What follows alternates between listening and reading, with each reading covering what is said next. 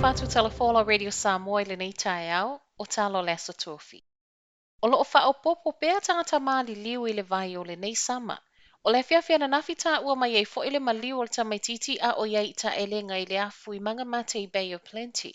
Ta sile helikopa ma ta avale ambulances e tolu sa iai lea no fuanga, ma ele i manuia ngā luenga la vea i e toe whaasao ina mai. O le maliu o le tamaititi wa atoa iai le luas fulma le valu o tangata kiwi maliliu i le vai. I le nei sama, e ui o lea toe lua masina o le tau mawhanawhana. Mai le Water Safety a New Zealand o se sama o pito sili leona leanga Tele talu mai le lua fes furulima. I to tonu lava ia na o ana nafi e to atolu tangata maliliu i le vai ma mai leo leo o lo faia neiso e suenga i o lato tino maliliu. Ua toatele atu cases faamavae le COVID mau e totono no fuanga faanofo esea, faatusa i le community. O le asona nafi reportia mai eina o le sefulu fitu community cases, faatusa i le luas fulutolu mai tuaoi. Ma faato ato e silia i leo cases mau e pasese taunu mai, na i lo le community.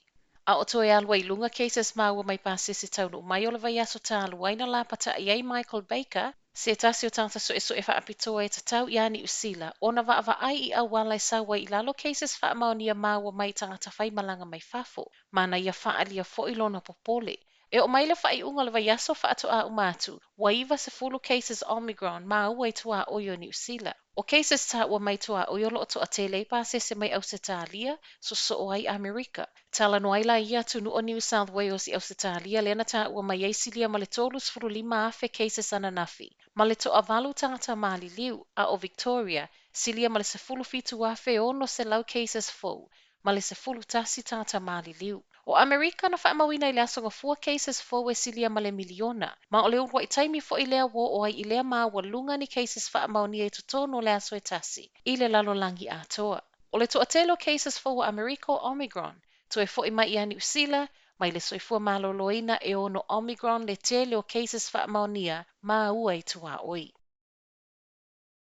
Silia ma le lua se fulu afe tangata kiwi whai o lato tuilo na tolo bo le busta na nafi. Tāna le tula e tolo le maua lunga leo le whai numero tangata nga i whai o lato tui. A o tatalai ana nafi mo le ulua i aso le anga va o tangata wa atoa le wha masina. Tālu na umatuilo na lua e a nga i mo le tui le busta. O le wasuia mai ai mai le vai ono masina sa iai mua mua. Ma o se aso pisi a o toe Faaopoopo ai le oka o vai la au kili vatu i no fuanga o whai ai tui.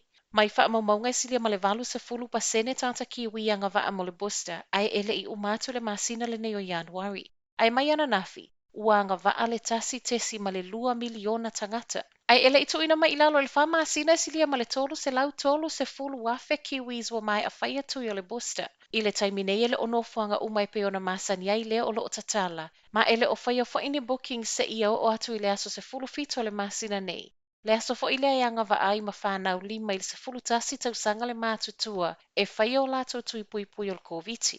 O lo o ma whai ona whai atu i le busta i whale tala vai, walk in ma drive through, whaapea ai lau GP. Ua iei la pata inga o le toatele o tangata kiwi faamavae mai ngā luenga. O le toatele leo tangata whai ngā luenga i atunu i whafo, tālu o na sau le koviti, ma iso engo e whaapea fo i tangata kiwi. Mai le sui o le AUT wa moli mau i tala TV tasi. Si tia le tasi vai tolu tangata wata pena e faamavae e lato ngā luenga.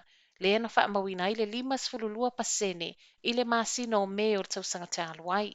Mai so engo le toatele e pei o lea sa a vele no nofo i le fale ono o tapo o koviti. Ma va noa e va ai ai isi meto tia fou ai mai se o suinga e le ngata i tele le taimi ma ainga ai whaapea whaamanuianga tau tupe.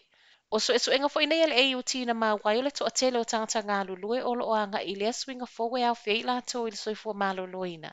O e ngā lulue support services, ngā luenga mamafa, whaapea fale o loa.